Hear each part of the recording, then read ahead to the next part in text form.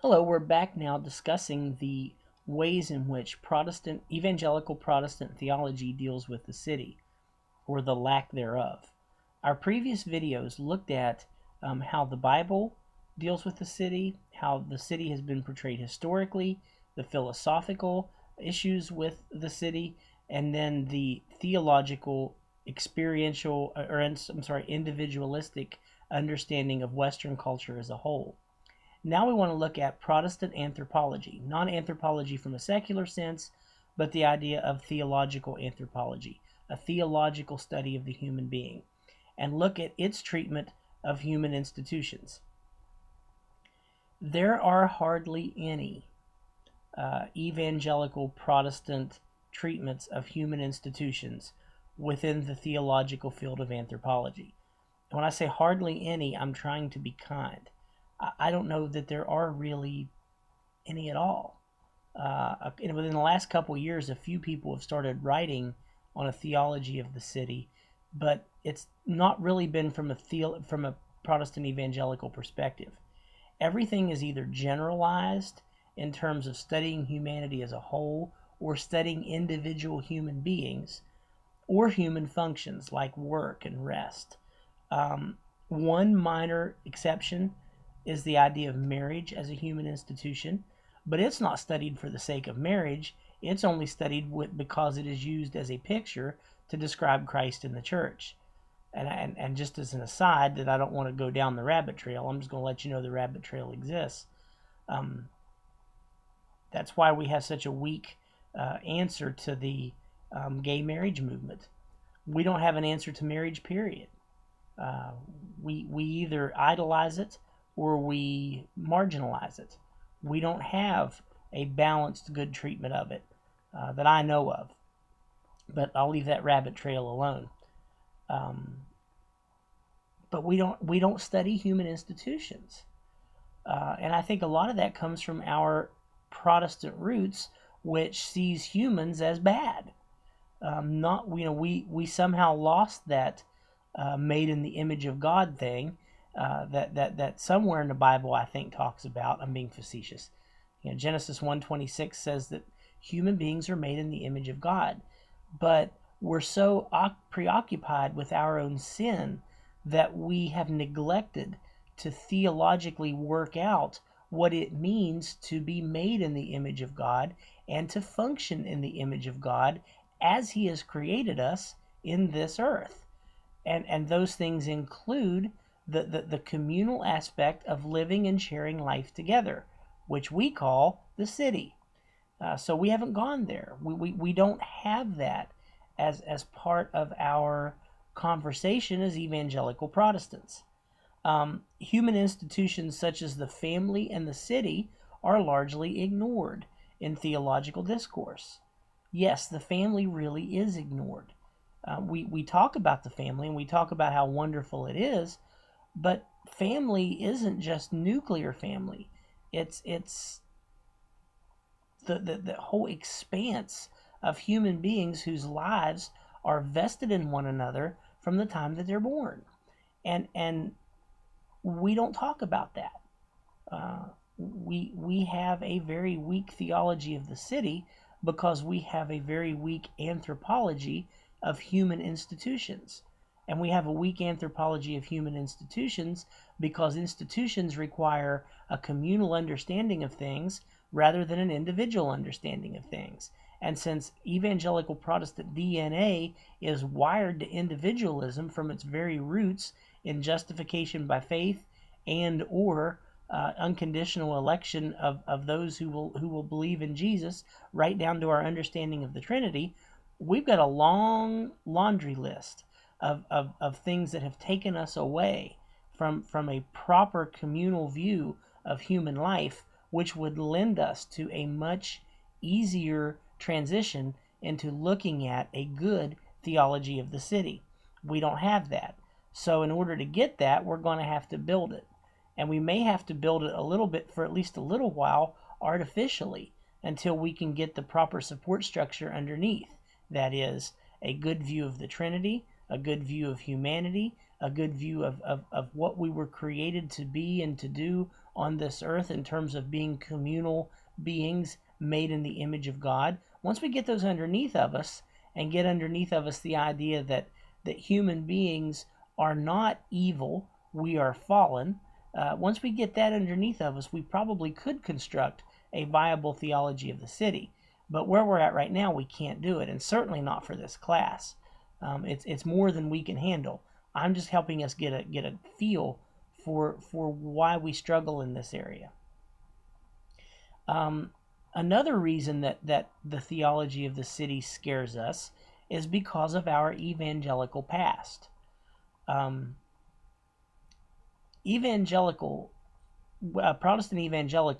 that we know them today, grew out of the old fundamentalists of the early 20th century.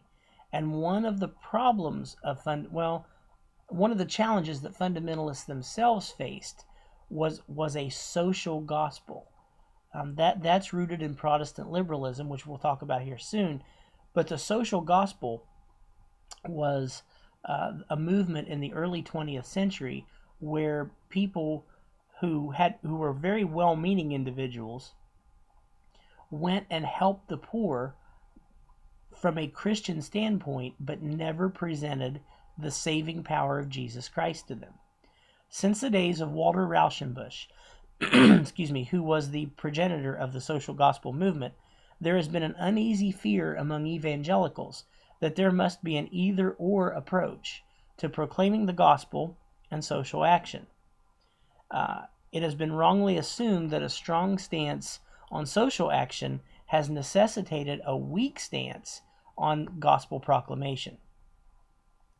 A reality in urban life is the necessity for an active Christian social conscience. Without that, theology of the city cannot exist.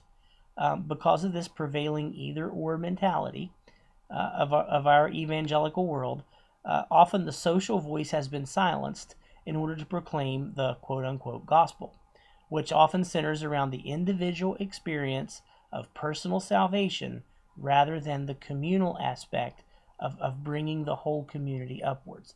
It doesn't have to be either or. We can proclaim the good news of Jesus while feeding the poor, while helping the homeless, while helping administer justice, while raising awareness of consciousness of people in need, while filling in the lives of those who have been shattered for one reason or another.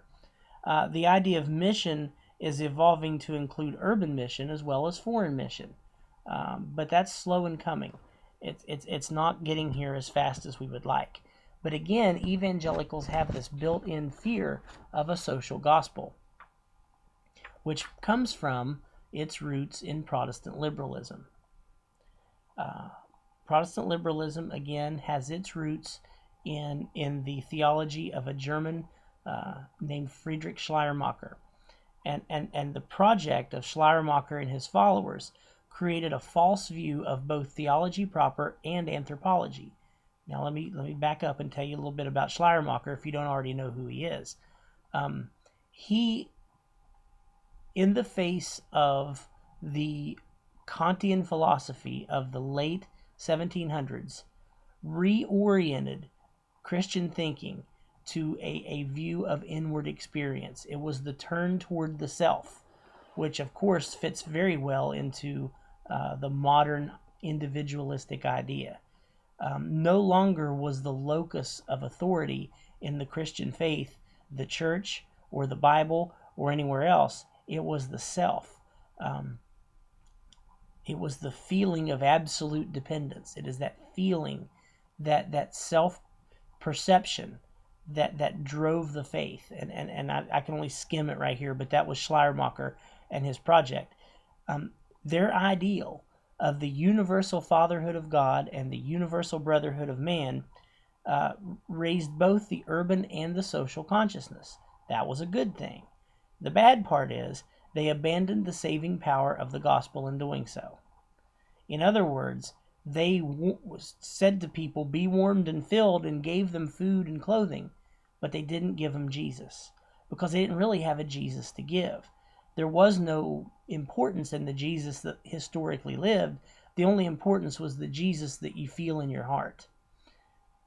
And it's a Jesus that you felt. And that became the liberal Jesus. He was a different Jesus to different people. And what was left was a social movement that was very socially conscious and did desire to bring up the whole aspect of humanity, but it was devoid of the power and the saving ability of the gospel. Later came the liberation theologians, who were also Protestant liberals. They rightly saw the plight of the marginalized, whether they were marginalized because of class, because of race, or because of gender. Many of these marginalized were urban, but they redefined eternal salvation to be temporal liberation from the powers that kept people marginalized. In other words, salvation for someone who was marginalized because of class was to raise their social class. Salvation for someone who was marginalized because of race was to eliminate racial barriers.